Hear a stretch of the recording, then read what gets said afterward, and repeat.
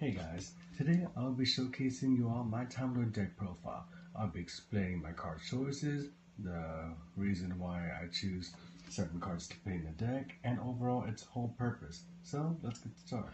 Alright, so first off, basically how Time Lords work, the way they're summoned, as long as you have no monsters on your side of the field, you can normally summon them without tributing. However, the one with Sandian is your opponent must control a monster while you control no monsters, then you're allowed to summon it without tributing. Other than that, every other Time Lord has the same summoning requirement. So let's get into the deck profile. Alright, so for the Time Lords, I run 3 Michion, the Time Lord. All Time Lords cannot be destroyed with battle card effect, and she has the better effect of all the Time Lords. At the end of the battle phase, if this card battled, half your opponent's life points. So really good for those new time rulings at tournaments, at locals. And next off, here I run 2 Sandion. 4,000 meter, but when it attacks, neither player takes damage from attacks involving this card, and at the end of the battle phase, inflict 2,000 damage to your opponent, basically. 2 Lazion, mainly because if I don't get the Time Lord I want, at least I can normal summon it on my first turn, and if anything, it's a 1,000 burn to your opponent. 2 Ravion, because sometimes I would want to give my opponent a Lava Golem, and if I were to attack with Lava Golem, her effect is that I can burn my opponent for any one of the monsters that this card battled this turn. So if I attack with Lava Golem, that's already a 3,000 burn right there.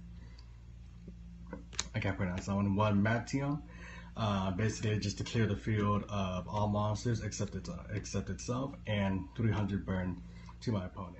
Other than Time Lords, I run 2 Time Maiden. Its main purpose is to search out the Time Lords, or if it's in the grave, you could also banish it from the grave, especially summon a Time Lord with 0 attack from your deck, ignoring summoning conditions. So you could either Foolish Burial it, or tribute it off its effect to search a Time Lord, add it to your hand.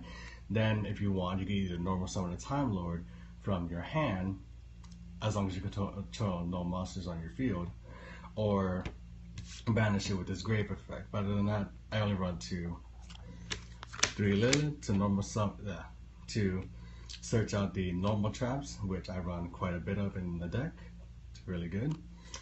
2 Phantom of Chaos, in case the Time Lord's in the grave, I can activate its effect, copy the Time Lord's effect in the grave, and basically just go from there.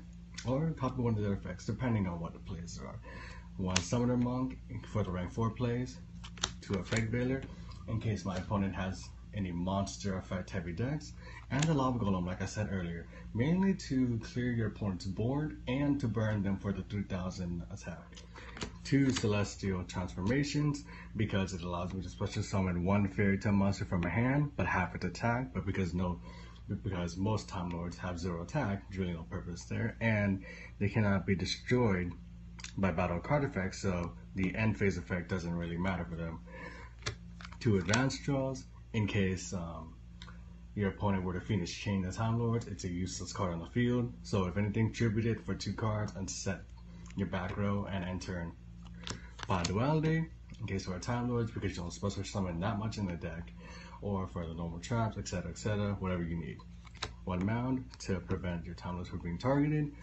Foolish for either your Time Lords for that one level 4, or the Time Maiden. 1 for 1, obviously for Time Maiden, and that'll be it for the spells.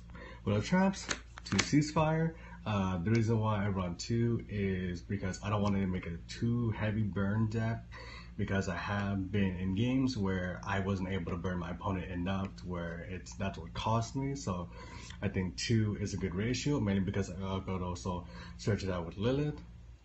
Basically that. 2 Dimension Wall, in case my opponent attacks directly with my Lava Golem I give them, just send the attack back. 2 Just Desserts, just for the overall more burn for every monster to control, link spamming, etc. 1 Ring of Destruction, not as good as Rapion, but it's always good to lower your opponent's life points. Solemn Judgment, Solemn Strike, and Stardust Respark. I'll explain what the reason why I run Stardust Respark is because I run Stardust Warrior, and the reason why I run Stardust Warrior is so I could get a free special summon from an extra deck onto the field without having to run more materials to get it out. And in case I could get like the rank 10 plays on the field. And basically it's a free negate and a free draw. So that's a win-win in my opinion. With the extra deck, I run one Stardust Warrior, easy special summon to Stardust Respark. I can negate an opponent's special summon by tripling it, and maybe I'll run the level 8 or lower Warrior Synchro Monsters. I'll consider it. But right now, I think one Stardust Warrior is good enough, just for the rank 10 plays as well.